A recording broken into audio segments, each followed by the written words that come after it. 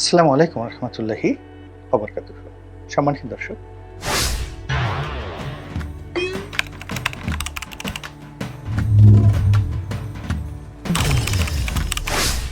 পশ্চিমারা মানে ইউরোপের দেশগুলো এবং ইউরোপ পাড়ি দিয়ে আটলান্টিক মহাসাগর পাড়ি দিয়ে যে আমেরিকা এবং তাদের মিত্র যে সকল রাষ্ট্র রয়েছে কানাডা এবং অস্ট্রেলিয়া, তারা সবাই বাংলাদেশকে আবার একটি জঙ্গি রাষ্ট্রের যে তকমা এটি দিয়ে অপদস্থ করার সকল প্রস্তুতি তারা সম্পন্ন করে ফেলেছে। ইতিমধ্যে আপনারা দেখেছেন যে ডোনাল্ড ট্রাম্প ক্ষমতা আসেননি, কিন্তু তিনি নির্বাচনের আগেই দেশের সংখ্যালঘু নির্যাতন হচ্ছে ইত্যাদি ইত্যাদি বিষয় নিয়ে নানা কথা বলেছেন এবং তিনি খুব দুজন গুরুত্বপূর্ণ ভারতীয় বংশোদ্ভূত ব্যক্তিকে তার সরকারের খুব সেন্সিটিভ জায়গাতে নিয়োগ দিয়েছেন। একজন তুলসী গ্যাবার্ড, তিনি মার্কিন যুক্তরাষ্ট্রের সরকারের যতগুলো গোয়েন্দা সংস্থা আছে সকল গোয়েন্দা সংস্থাগুলোর তিনি প্রধান নির্বাহী সিইও। তিনি ভারতীয় বংশোদ্ভূত নন, কিন্তু তিনি ইসকনের সমর্থক এবং কট্টর হিন্দুত্ববাদী একজন মহিলা। তিনি বাংলাদেশের ব্যাপারে ওয়েল কনসার্ন, মানে এখানের রাজনীতিতে তিনি জানেন। এই গেল এক। দুই নম্বর হলো বাংলাদেশের ব্যাপারে তার একটা মাইন্ডসেট আছে, তিনি কি করতে চান, তার একটা টার্গেট আছে। তিনি কাউকে সমর্থন করতে চান এবং কারো বিরুদ্ধে কাজ করতে চান।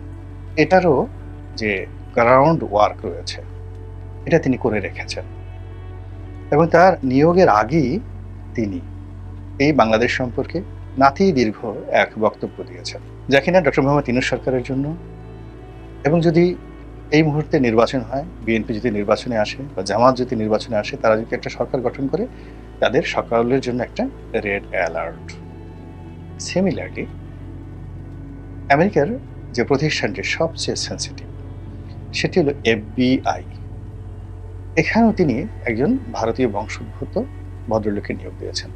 তারও বাংলাদেশের ব্যাপারে ঠিক তুলসী গ্যাবার্ডের মতো সেই স্টাডি করা আছে, পরিকল্পনা আছে এবং ভারত, আমেরিকান ইন্ডিয়ান ছাড়াও ইন্ডিয়ান গভর্নমেন্টের অনেক প্রতিষ্ঠানের সাথে তিনি সরাসরি জড়িত দীর্ঘদিন করে। তো কাজেই বোঝার চেষ্টা করুন যে বাংলাদেশকে নিয়ে তাদের পরিকল্পনা কি। এখানে আমেরিকা যা কিছু করবে ঠিক হুবহু অস্ট্রেলিয়া, কানাডা এবং ইউরোপ, বিশেষ করে ইংল্যান্ড হুবহু করবে এবং ইংল্যান্ডের কিছু কর্মকাণ্ড আমরা ইতিমধ্যেই দেখতে পেয়েছি। তারা নিজেরাই রাষ্ট্র, পুরো রাষ্ট্রকে রিপ্রেজেন্ট করেন। ফলে মার্কিন যুক্তরাষ্ট্রের একজন সিনেটরের বক্তব্য, একজন কংগ্রেসম্যানের বক্তব্য কেবল ইন্ডিভিজুয়াল বক্তব্য নয়, তার বক্তব্য পুরো তার যে অফিস, সেটা মার্কিন কংগ্রেস হোক কিংবা সিনেট হোক, তারা ওন করে। আর ইংল্যান্ডে এটা আরও অনেক বেশি। তো ইংল্যান্ডের পার্লামেন্টে একজন সংসদ সদস্য সরাসরি বাংলাদেশের জঙ্গিবাদের উত্থান এবং এই জঙ্গিবাদকে কেন্দ্র করে যে একটা সন্ত্রাসবাদ এই অঞ্চলে শুরু হবে এবং তার আলামত শুরু হয়ে গেছে, এরকম একটা বক্তব্য তিনি ব্রিটিশ পার্লামেন্টে দিয়েছেন এবং সরাসরি জামায়াত ইসলামীর নাম করে জামায়াত ইসলামকে এই কাজের জন্য দায়ী করেছেন। এবং জামায়াত ইসলামীর লবিস্ট হিসেবে পরিচিত ডক্টর কামাল সাহেবের যে মেয়ের জামাতা যিনি রয়েছেন, তিনি এটার ব্যাপারে অফিসিয়ালি একটা বক্তব্য দিয়েছেন, কিন্তু ইট ডাজ নট ম্যাটার, কাজ যা হবার তা কিন্তু হয়ে গেছে। এখন পশ্চিমারা এই কাজটা কেন করছেন? এখানে একটা বিষয়, আপনারা যারা ইউরোপে থাকেন, বাঙালি আছেন দীর্ঘদিন ধরে, এখন ইউরোপের সাথে অ্যাডজাস্ট ওইভাবে হননি, বাংলাদেশের কথা মনে পড়ে। আমেরিকাতে যারা আছেন এখনো আমেরিকান হয়ে ওঠেনি, বাংলাদেশের কথা মনে করে তাদের জন্য বলছি। আর বাংলাদেশে যারা আছেন তাদের জন্যও বলছি, যারা আমেরিকা যাননি বা ইউরোপে যাননি বা থাকেননি। আমার যতটুকু সেখানে থাকার অভিজ্ঞতা হয়েছে, ওদের সাথে চলার অভিজ্ঞতা হয়েছে বিভিন্নভাবে, ব্যবসার ক্ষেত্রে, পড়াশোনা করার ক্ষেত্রে, একজন সংসদ সদস্য হিসেবে ওদের রাষ্ট্রীয় পর্যায়ের একেবারে সর্বোচ্চ কর্তা ব্যক্তি থেকে শুরু করে ট্রাক ড্রাইভার এবং রাস্তার যারা ক্লিনার, তাদের সঙ্গেও রাষ্ট্রীয়ভাবে মত বিনিময় করার সুযোগ আমার হয়েছে এবং সেই আন্ডারস্ট্যান্ডিং থেকে আমি ওয়েস্টার্নদেরকে যেভাবে মনে করি সেটি হলো তারা আসলে যতটুকু প্রয়োজন ওর বাইরে চিন্তা করে না এবং খুব সহজে তারা খুব আশ্চর্য হয়ে যায়। ভীষণ রকম আশ্চর্য হয়ে যায় এবং খুব সহজে অনেক কিছু বিশ্বাস করে। আমরা যেমন বাঙালি একটা কথা বললেই তার মধ্যে সন্দেহ করি, তারপরে মুখ ঝুলিয়ে বলি, আরে বুঝেছি বুঝেছি, মতলব আছে তোমার, বিনা মতলবে তুমি এই কাজগুলো করনি। তো এরকম আমাদের বাঙালি সমাজের নানা রকম যে যেই কথাই বলুক না কেন, সেটা ধর্মপ্রচার বলেন, অন্য যা কিছু বলেন, আমরা ওর 10টা সমীকরণ দাঁড়া করিয়ে ফেলি। পশ্চিম সেটা করবে না। পশ্চিমের যারা লোকজন আছে তারা গ্রহণ করবে, yes you are right, I agree with you, I support you, done. অথবা নো নো নো, আমি এটা স্বীকার করি না, আমার মনে হয় না যে এটা ঠিক হয়েছে, সো আমি তোমার সাথে ডিফার করি। এর মাঝামাঝি কোনো জায়গাতে পশ্চিমারা যায় না। এক, এই যে তারা যে দুটো জায়গাতে যায়, অর্থাৎ আপনাকে না করে দেবে অথবা হা করে দেবে, এখানে তাদের প্রথম যে বিষয়টি তাদেরকে তাড়া করে সেটি হলো মনস্তাত্ত্বিক বিষয়।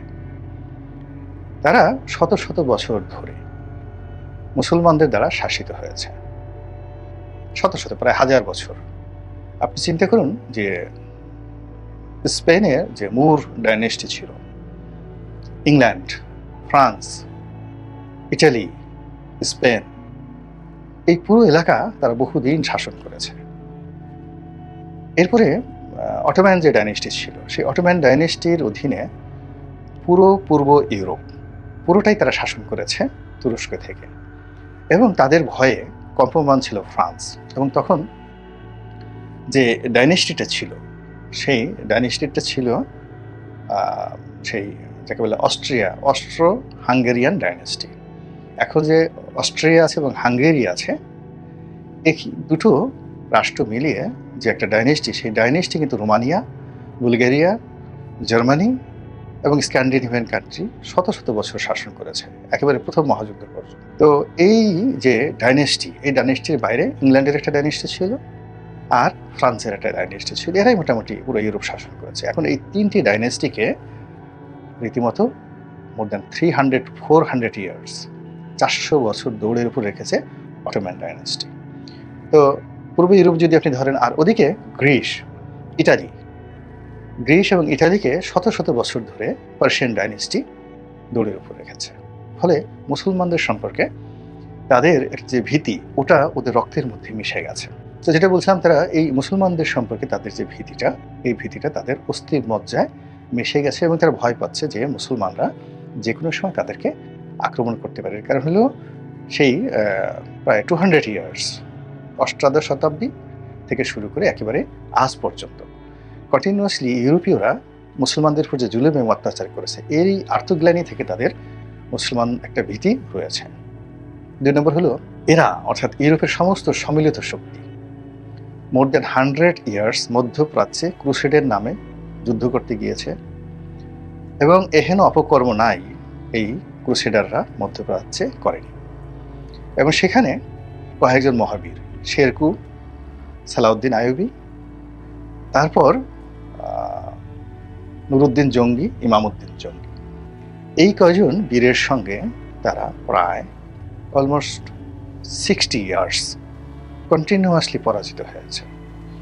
এবং এই 60 বছরের মধ্যে অন্তত 50টি যুদ্ধবাহিনী ইউরোপ থেকে মধ্যপ্রাচ্যে গিয়েছে এবং তারা পরাজিত হয়ে ফিরে এসেছে। এবং এই যে জেরুজালেম, এই জেরুজালেমকে তারা অটোম্যানদের হাতে, প্রথমে সালাউদ্দিন আইয়ুবীর হাতে দিয়ে আসছে এবং সেটা কালক্রমে অটোম্যানদের দখলে চলে এসেছে। এই জন্য ইসলাম ফোবিয়া, মুসলিম ফোবিয়া তাদের রক্তের মধ্যে ঢুকে গিয়েছে। ফলে কি হলো, তারা ছলে বলে কৌশলে মধ্যপ্রাচ্য থেকে শুরু করে আজ দেখেন ইরাকের যে অবস্থা, সিরিয়ার যে অবস্থা, এই সবই ওই ভয় থেকে। তো এখন বাংলাদেশের যে মুসলিম, এই মুসলিমের 1000 বছরের ইতিহাস যদি আপনাকে বলা হয়, আপনি হয়তো বলতে পারবেন না, কিন্তু আমেরিকান যারা রাষ্ট্রবিজ্ঞানী রয়েছেন, তারপরে ইউরোপের যারা রাষ্ট্রবিজ্ঞানী রয়েছে, তারা মুখস্থ, তারা ইন্দোনেশিয়ার ব্যাপারে চিন্তিত নয়, মালয়েশিয়ার মুসলিমদের ব্যাপারে চিন্তিত নয়, ফিলিপিন্সের মুসলিমদের ব্যাপারে চিন্তিত নয়, কিন্তু আফগানিস্তান, পাকিস্তান, বাংলাদেশের মুসলিমদের ব্যাপারে ভীষণ রকম চিন্তিত। এটা আলোচনা করতে গেলে অনেক বড়। তো কাজেই এখানে কোনো মুসলমানকে মসজিদে যাওয়া দেখলে, কোনো মুসলমানের দাড়ি দেখলে, কোনো মুসলমানের সুরত দেখলে, নারায়ে তাকবীর শুনলে, আল্লাহু আকবার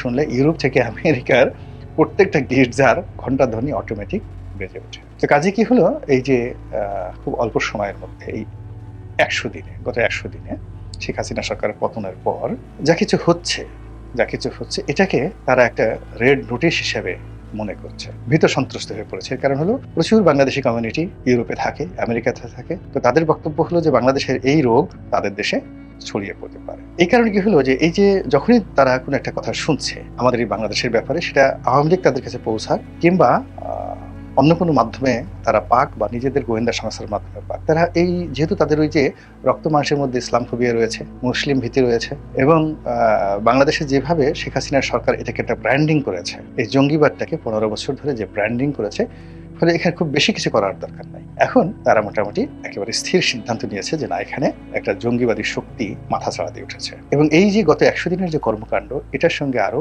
মিলিয়ন্স মানে 10 লাখ গুণ বড় করে এটাকে যেভাবে ভারতীয় মিডিয়া পশ্চিমে মার্কেটিং করেছে, ওরা কিন্তু আমাদের জন্য মার্কেটিং করে না, ওরা পশ্চিমে মার্কেটিং করেছে। যার ফলে কি হলো, এই যে জঙ্গির যে তকমা, এই তকমাটা শেখ হাসিনার জমানাতে শেখ হাসিনা মার্কেটিং করেছে, এখন এটা যদি এসে এই বাংলাদেশের জামাতের উপর পড়ুক, হেফাজতের উপর পড়ুক, আমরা কিন্তু কেউ এটার যে ভয়াবহতা, এটার যে ইম্প্যাক্ট, এর থেকে রেহাই পাবো না। আল্লাহ আমাদের সবাইকে হেদায়েত দান করুন এবং হেফাজত করুন। আসসালামু আলাইকুম ওয়া রাহমাতুল্লাহি ওয়া বারাকাতুহু।